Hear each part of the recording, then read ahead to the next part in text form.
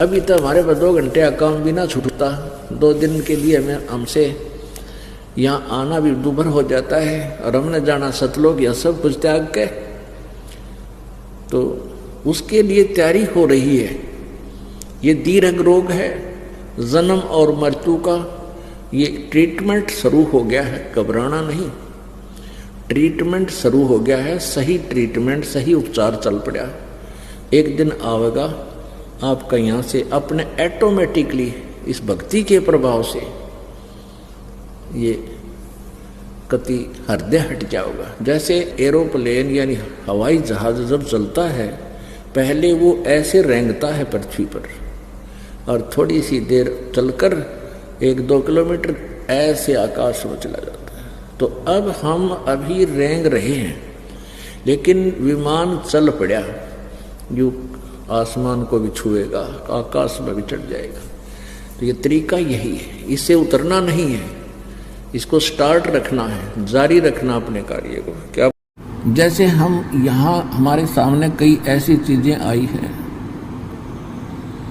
कुछ ऐसी निकम्मी आत्माएं आती हैं सत्संग में, यहाँ पूरा ढोंग करती है, रक्षा सूत्र भी लेते हैं, नाम भी लेते हैं, सतनाम भी प्राप्त कर लिया है, गले में लॉकेट भी डालते हैं, और वो यहाँ केवल चोरी करने आते हैं।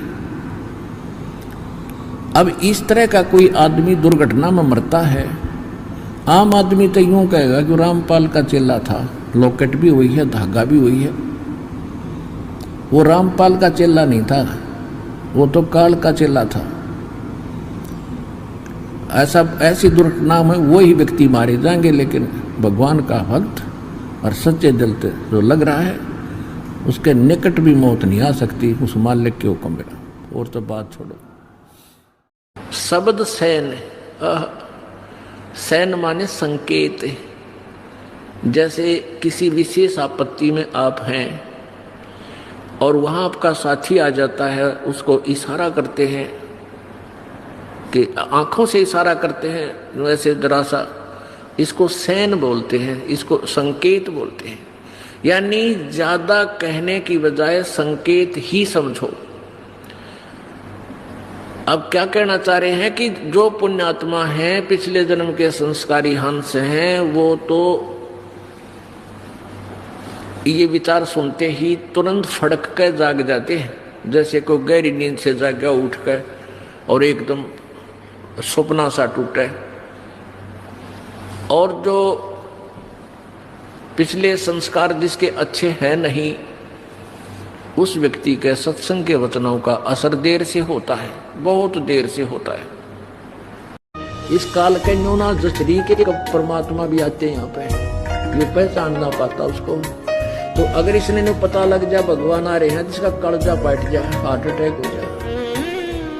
इसलिए परमात्मा एक सिंपल रूप में ऐसे रहते, किसी का भी ना दस दे भगवान होंगे, इस रूप में वो प्रभु आ जाते हैं। जैसे हम यहाँ हमारे सामने कई ऐसी चीजें आई हैं, कुछ ऐसी निकम्मी आत्माएं आती हैं सत्संग में, यहाँ पूरा ढोंग करती है, रक्षा सूत्र भी लेते हैं, नाम भी लेते हैं, सतनाम भी प्राप्त कर लिया है, गले में लॉकेट भी डालते हैं, और वो यहाँ केवल चोरी करने आते हैं।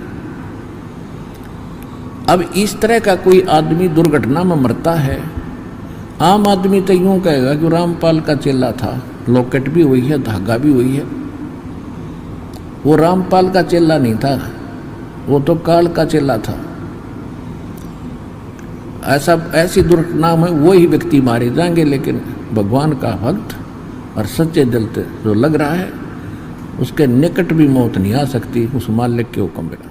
और तो बात छोड़ो। अब 13वें वंश के बाद, इस दास के बाद, आधुनिक उपकरणों के माध्यम से ये सारा ज्ञान CD कैस्टों के माध्यम से चलेगा, इन्हीं के माध्यम से उपदेश हुआ करेगा। कोई दूसरा प्रभु बनेगा नहीं, क्योंकि प्रभुता जीव की शत्रु होती है।